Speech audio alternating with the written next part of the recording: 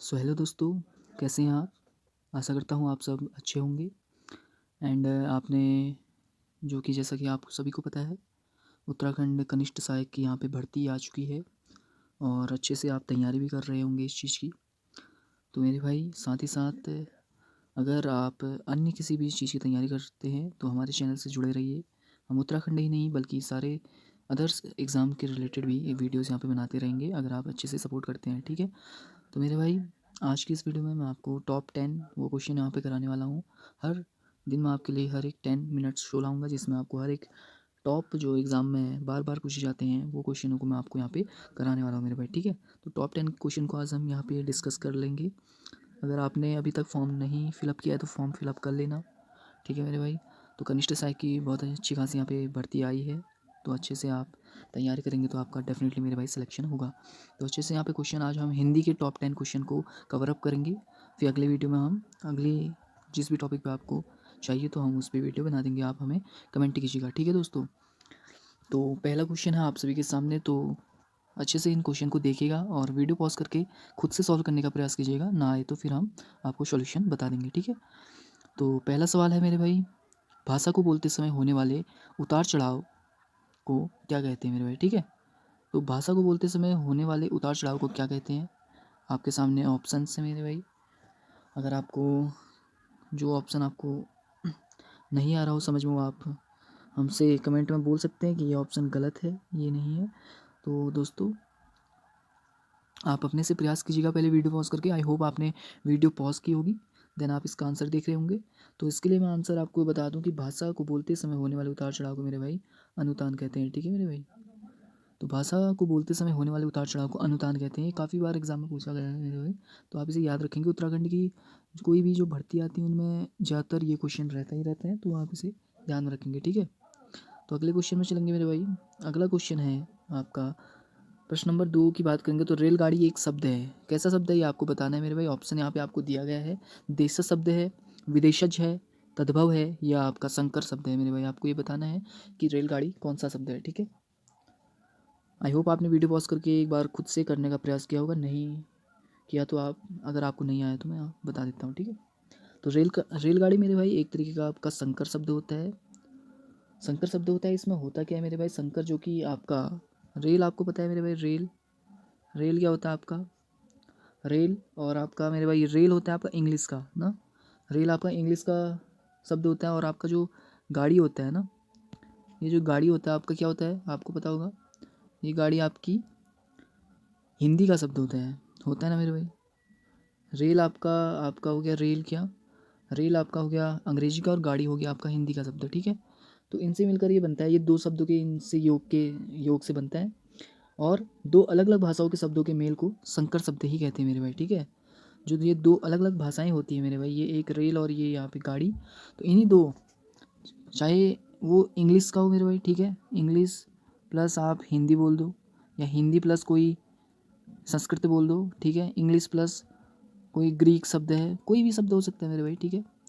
इससे ये मैटर नहीं करता। तो कोई भी दो शब्द अगर मेरे भाई, ठीक है, आपको एग्जाम में याद रखना है मेरे भाई, कोई भी अगर दो शब्द आपस में मिलते हैं तो उनका क्या होता है, उनके संयोग को ही अलग अलग जो दो भाषाओं के जो शब्द अलग अलग मिलकर कोई शब्द निर्माण करते हैं। जब अलग अलग कोई भाषाएं इंग्लिश प्लस जैसे हिंदी मिल गई, तो इनसे अगर जो शब्द बनता है मेरे भाई, इनसे जो शब्द बनता है उसी को हम क्या बोलते हैं, उसी को हम संकर शब्द कहते हैं मेरे भाई, ठीक है। तो इसका राइट आंसर हो जाएगा रेलगाड़ी एक शब्द है संकर का, ठीक है। इस क्वेश्चन में मैं ये सोचूंगा कि वो बहुत इंपॉर्टेंट है और आपके एग्जाम पॉइंट ऑफ व्यू से आ सकता है, और आपको जो समझ में नहीं आएगा उसको मैं डिटेल में भी बताता रहूँगा, ठीक है मेरे भाई। तो आगे बढ़ते हैं, तीसरा क्वेश्चन देखते हैं। वीर रस का स्थायी भाव है, आपने क्वेश्चन देखा होगा, वीर रस का स्थायी भाव क्या है मेरे भाई, ठीक है। ये काफ़ी आसान क्वेश्चन है मेरे भाई, आप सभी को आता होगा, जिसका राइट आंसर है वीर रस का स्थायी भाव होता है उत्साह, ठीक है। इसको याद रखेंगे मेरे भाई।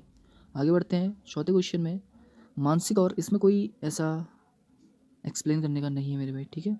इसको डिटेल में हम एक्सप्लेन करेंगे जब हम चैप्टर वाइज क्या करेंगे, इसका अध्ययन करेंगे, ठीक है। जब आप कमेंट करेंगे अगर वीडियो पसंद आएगी तो तब इसका आगे को करेंगे, ठीक है। आगे बात करते हैं, मानसिक और शारीरिक कष्ट द्वारा विभिन्न शिथिलता को क्या कहते हैं मेरे भाई, ठीक है। मानसिक और शारीरिक कष्ट द्वारा जो उत्पन्न स्थिरता होती है उसको क्या कहते हैं, मतलब जो आपको मानसिक और शारीरिक द्वारा जो पेन मिलता है एक तरीके से, ठीक है, उसको आप क्या कहते हैं। अब सिंपल सा है, मोह तो नहीं कहेंगे।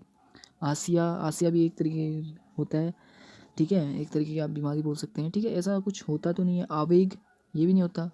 तो राइट आंसर सर क्या होगा, तो राइट आंसर क्या हो जाएगा मेरे भाई, ग्लानि हो जाएगा, ठीक है। ग्लानि होती है ना, हमको क्या होता है, पछतावा होता है, जब हमको किसी चीज़ से क्या होता है, रिग्रेट फील होता है, तो क्या बोलते हैं, ग्लानि बोलते हैं उस चीज़ को ना। आगे बढ़ेंगे दोस्तों। भौरा का सही पर्यायवाची शब्द है, ठीक है, भौरे का सही पर्यायवाची क्या है, ठीक है, यहाँ पे क्वेश्चन है कि भौरे का सही पर्यायवाची क्या है। तो ये तो आसानी है, सभी को पता है, भौरे का जो पर्यायवाची है वो क्या है। भौरे का जो पर्यायवाची है मेरे भाई, वो सभी को पता है, भ्रमर होता है, ठीक है। आसान क्वेश्चन था, आसान भी आते हैं दोस्तों, थोड़े टफ भी आते हैं, कोई दिक्कत वाली बात नहीं है इसमें। आगे बढ़ते मेरे भाई, निम्न में से कौन स्त्रीलिंग है। अब स्त्रीलिंग की मैंने आपको कई बार ट्रिक्स भी बताई है, मैंने अपने जो दूसरा चैनल था वहाँ पे मैंने आपको ट्रिक्स भी बताई थी। तो इनको इस तरीके से भी आप सॉल्व कर सकते हैं कि जैसे शोभा, मैं बोलूँगा शोभा बेटा आजा खाना, क्या बोलूँगा, शोभा बेटा होता है या बेटी होती है, बताओ, शोभा बेटी होती है ना। शोभा बेटा खाना खा ले बोलते हैं या शोभा बेटी खाना खा ले बोलते हैं, बताओ, शोभा बेटा खाना खा ले या शोभा बेटी खाना खा ले। ऐसा ही होता है ना। शस्त्र क्या होता है, शस्त्र ले आओ या शस्त्र ले आई, कैसे बोलते हैं, ऐसे अपने हाथ से वाक्य बनाओ ना, शस्त्र ले आओ ना, शस्त्रों से वार करो या शस्त्र ले आओ, शस्त्र ले आई बोलते हैं या शस्त्र ले आओ, शस्त्रों से वार करो बोलते हैं या शस्त्रों से वार करी बोलते हैं, तो शस्त्र तो होगा नहीं मेरे भाई, ठीक है, ये वैसे ही कैंसिल हो गया। अब पालन देखो, नियमों का पालन करो बोलते हैं, नियमों का पालन करी बोलते हैं, ये भी कैंसिल है, ये भी तो जमीन रहा। नृत्य करो बोलते हैं, नृत्य करी, तो मेरे भाई आंसर हो जाएगा इसका कौन सा, शोभा। तो इस तरीके से आप सॉल्व कर सकते हैं क्वेश्चन को, ठीक है। आगे बढ़ते हैं। सातवें क्वेश्चन में जो शब्द क्रिया की विशेषता बताए उसे, उन शब्दों को क्या कहते हैं मेरे भाई, ठीक है, जो शब्द क्रिया की विशेषता बताते हैं। अब ये तो सबको पता है क्या होता है मेरे भाई, जो शब्द क्रिया की विशेषता बताते हैं वो क्या होते हैं मेरे भाई, क्रिया क्या होते हैं मेरे भाई, वो शब्द क्या होते हैं, क्रिया विशेषण कहलाते हैं, ठीक है। जो शब्द मेरे भाई क्रिया की विशेषता बताते हैं उसे क्या कहते हैं, क्रिया विशेषण कहा जाते हैं। एडवर्ब, जिसे आप क्या बोलते हैं इंग्लिश में, एडवर्ब बोलते हैं, जो आपका किसको करता है मेरे भाई, एडवर्ब। एडवर्ब आपका एडजेक्टिव को भी डिफाइन करता है एडवर्ब आपका वर्ब को भी डिफाइन करता है, और एडवर्ब खुद एडवर्ब को भी डिफाइन करता है। ये आप इंग्लिश में ज़रूर आपने इसको पढ़ा होगा, ठीक है। आगे बढ़ते मेरे भाई, मैं आज तक, प्रश्न नंबर 8 पर देखेंगे, मैं आज तक परीक्षा में सफल ही हुई हूँ, रेखांकित शब्द को पहचानिए मेरे भाई। जो यहाँ पे आपको देखने को मिल रहा है मेरे भाई, ठीक है, रेखांकित यानी कि ये जो तक वाला आपको देखने को मिल रहा होगा मेरे भाई, तक वाला अगर आपको यहाँ पे देखने को मिल रहा है, तो इसमें बता रहे हैं, इसमें पूछा है क्वेश्चन में कि ये तक आपको क्या बता रहा है, क्या ये तक निपात है, विशेषण है, सर्वनाम है, संज्ञा है। तो इतना तो हम जानते हैं कि ये संज्ञा तो नहीं हो सकता, संज्ञा तो किसी का नाम होता है। सर्वनाम भी नहीं हो सकता सर, सर्वनाम क्यों नहीं हो सकता, सर्वनाम संज्ञा के बदले बोला जाता है, संज्ञा के बदले बोला जाता है सर्वनाम को। हमने आज तक तो सुना ही नहीं सर्वनाम में। और विशेषण तो विशेषता बताता है संज्ञा और सर्वनाम की, वो काला पीला ऊंचा लंबा मोटा पतला ऐसा टाइप का होता है कुछ सर, तक तो कुछ होता ही नहीं। तो डेफिनेटली सर इसका क्या होना है, इसका क्या होना है मेरे भाई, डेफिनेटली आंसर निपात होना है मेरे भाई। ऐसा नहीं है कि एग्जाम में हमेशा आपको इस तरीके से दे दे, इस तरीके से दे दे आपको विशेषण सर्वनाम संज्ञा, आप अलग से छाड़ लो, ऐसा आपको देखने को नहीं मिलेगा। लेकिन हमको क्या करना है भाई, बेसिक हमारा जो कॉन्सेप्ट है ना, वो मेरे भाई कॉन्सेप्ट क्लियर होना चाहिए ना, हमारा जो बेसिक कॉन्सेप्ट है वो क्लियर होना चाहिए। वो क्लियर है तो हम आसानी से कोई भी क्वेश्चन कर लेंगे, चाहे वो ऑप्शन हमको ये छोटे मोटे दे या ना दे, हमको इससे कोई फ़र्क नहीं पड़ता, ठीक है। तो निपात को समझ लेंगे मेरे भाई, निपात होता क्या है, ठीक है। तो निपात मेरे भाई ऐसा, कभी भी आप देखेंगे अगर, निपात वे शब्द होते हैं जो वाक्य के जो भाव है ना, वाक्य में जो भाव आ रहा है आपका, ठीक है, वाक्य का आप सेंस देखेंगे कि आपका जो वाक्य में जो भाव आ रहा है, उस भाव को, उस भाव को क्या करता है, बल प्रदान करता है, मतलब इम्फसाइज करता है उसको। आपने इम्फेटिक प्रोनाउन पढ़े होंगे, इम्फेटिक प्रोनाउन बोलता है ना, आई, आई क्या बोलता है, आई, जैसे मैं बोलूँगा आई पेड माई सेल्फ बोलूँगा, या क्या बोलूँगा, आई माई सेल्फ पेड, क्या होता है बताओ, आई पेड माई सेल्फ या आई माई सेल्फ पेड, क्या सही लग रहा है।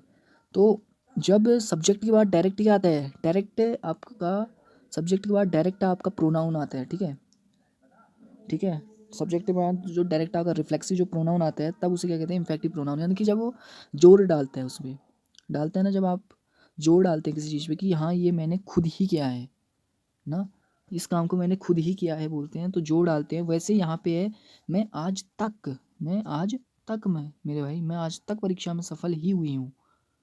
मतलब वो क्या कर रही है, जोड़ डाल रही है ना, जोड़ डालकर मतलब किसी चीज़ को बलपूर्वक कहना, वही क्या है मेरे भाई, उसी को निपात कहते हैं। ठीक है, आई होप आप समझ गए होंगे। मैं आज तक परीक्षा में फेल नहीं हुई, सफल नहीं हुई हूँ। ठीक है, तो तक क्या बता रहा है यहाँ पे, जोड़ देकर बता रहा है कि मैं आज तक परीक्षा में सफल ही हुई हूँ। तो आई होप आप निपात समझ गए होंगे। अगले क्वेश्चन में चलेंगे मेरे भाई। निम्न में से कौन विराम चिन्ह का प्रकार नहीं है? आपको ऑप्शन दिए हैं निर्देशक, लाघव, उपदेशक और विवरण। ठीक है, विवरण मैं यहाँ पे लिख देता हूँ आपके लिए। ठीक है, विवरण क्या लिखा है, विवरण। ठीक है मेरे भाई, तो निर्देशक, लाघव, उपदेशक, विवरण। अब निम्न में से कौन विराम चिन्ह का प्रकार नहीं है, ये आपको बताना है मेरे भाई। ठीक है, तो बताइए मेरे भाई, आपको क्या लग रहा है जो विराम चिन्ह का प्रकार नहीं है? अगर आपको नहीं आ रहा है तो मैं बता देता हूँ मेरे भाई आपको। ठीक है, तो विवरण तो है, लाघव भी है, निर्देशक भी है, उपदेशक मेरे भाई आपका विराम चिन्ह का प्रकार नहीं होता। ठीक है, उपदेशक जो आपका विराम चिन्ह का प्रकार नहीं होता, निर्देशक, लाघव और विवरण ये सभी क्या होते हैं, विराम चिन्ह के प्रकार होते हैं। निर्देशक चिन्ह आपका, आपको पता होगा निर्देशक चिन्ह कैसे होता है, ऐसा होता है, देखो ऐसा होता है ना निर्देशक चिन्ह, ऐसा डैश करके माइनस टाइप का ना, डैश करके लिखते हैं हम। विवरण चिन्ह क्या होता है, विवरण ऐसे टाइप का होता है ना, ऐसे दो बिंदा फिर ऐसे डैश होता है ना। और आपका लाघव चिन्ह क्या होता है, लाघव चिन्ह आपने देखा होगा ऐसे ओ टाइप का, देखा है, ये सारे होते हैं। लेकिन उपदेशक मेरे भाई, ये उपदेशक अलग चीज़ हो गई, ये कोई विराम चिन्ह नहीं है। ठीक है, तो इसका राइट आंसर क्या हो जाएगा मेरे भाई, उपदेशक विराम चिन्ह का प्रकार नहीं है। ठीक है, आगे बढ़ते हैं। आखिरी हमारा हमारा आज का आखिरी क्वेश्चन। ठीक है मेरे भाई, आज का आखिरी क्वेश्चन देखेंगे। और जो भी भाई उत्तराखंड की कोई भी जॉब की तैयारी कर रहे हैं, कोई भी सरकारी रिलेटेड तैयारी कर रहे हैं, तो हमारे चैनल को सब्सक्राइब कर लेना। ठीक है, हम रोज़ आपको 10 टॉप के क्वेश्चन कराएंगे, क्योंकि बच्चों के पास ज़्यादा टाइम नहीं रहता है क्वेश्चन करने का, तो इसलिए वीडियो को ज़रूर देखें। रोज़ टॉप 10 क्वेश्चन भी आप रोज़ देखते हैं तो मेरे भाई आपको बहुत इससे फ़ायदा मिलने वाला है। ठीक है, तो हम अलग अलग वीडियो भी डालते रहेंगे अलग अलग सब्जेक्ट से रिलेटेड, तो आप सभी देखिएगा और आपको इससे डेफिनेटली मेरे भाई फ़ायदा मिलने वाला है। और वीडियो चैनल पे नहीं है तो चैनल को सब्सक्राइब, और वीडियो पसंद आई तो वीडियो को लाइक करना भाई, बहुत मेहनत लगती है, टाइप करना पड़ता है खुद हाथों से टाइप। ठीक है कीबोर्ड पे टाइप करना पड़ता है पूरा भाई, मेहनत लगती है यार मेरे भाई। ठीक है, तो वीडियो को लाइक जरूर करना यार, अपना भाई समझ कर। ठीक है, तो लास्ट का आखिरी का क्वेश्चन देखते हैं। शब्द के दो रूप हैं, वो शब्द के क्या क्या दो रूप है आपको बताना है मेरे भाई। शब्द के दो रूप क्या क्या होते हैं? ध्वनि और वर्ण होते हैं, ध्वनि और अर्थ होते हैं, ध्वनि और वाक्य होते हैं, ध्वनि और गति होते हैं। एक आसान सा क्वेश्चन है, पॉज करके आप वीडियो से अच्छे से गौर कर सकते हैं, वीडियो पे क्वेश्चन पे गौर कर सकते हैं कि क्या क्वेश्चन पूछ रहा है। ठीक है, नहीं आया तो मैं आपको बता ही रहा हूँ। ठीक है, तो मेरे भाई शब्द के दो रूप होते हैं, ध्वनि और वर्ण। क्या होते हैं? ध्वनि और वर्ण होते हैं शब्द के दो रूप। ध्वनि शब्द का जो ध्वनि शब्द का कौन सा होता है मेरे भाई, ये ध्वनि ध्वनि शब्द का मेरे भाई मौखिक रूप होता है। कौन सा होता है? मौखिक रूप होता है। और जो वर्ण होता है मेरे भाई, ये आपका लिखित रूप होता है। आप सभी को होता है वर्ण क्या होते हैं, मौखिक क्या होता है, ध्वनि क्या है, ध्वनि मौखिक तो है, ध्वनि आप लिख थोड़ी सकते हो, और वर्ण क्या है, लिखित रूप है। तो आई होप आज की इस वीडियो में आपको बहुत हेल्प मिली होगी। जिसने PYQs नहीं देखे हैं उत्तराखंड के, कोई भी PYQs देख लें, आपको क्वेश्चन देखने को मिलेंगे मेरे भाई। ठीक है, तो वीडियो पे तो चैनल को यही बोलूँगा, चैनल को सब्सक्राइब कर लेना यार भाई। ठीक है, भाई को सपोर्ट करना, बहुत मेहनत लगती है वीडियो बनाने में, तो हम भी आपको सपोर्ट करते रहेंगे, आपके लिए वीडियो कंटेंट लाते रहेंगे। जिस टॉपिक पे आपको दिक्कत है उस टॉपिक का आप हमें बता दीजिएगा कमेंट में, हम आपके लिए वीडियो लेके आएंगे। ठीक है, धन्यवाद दोस्तों। हाँ।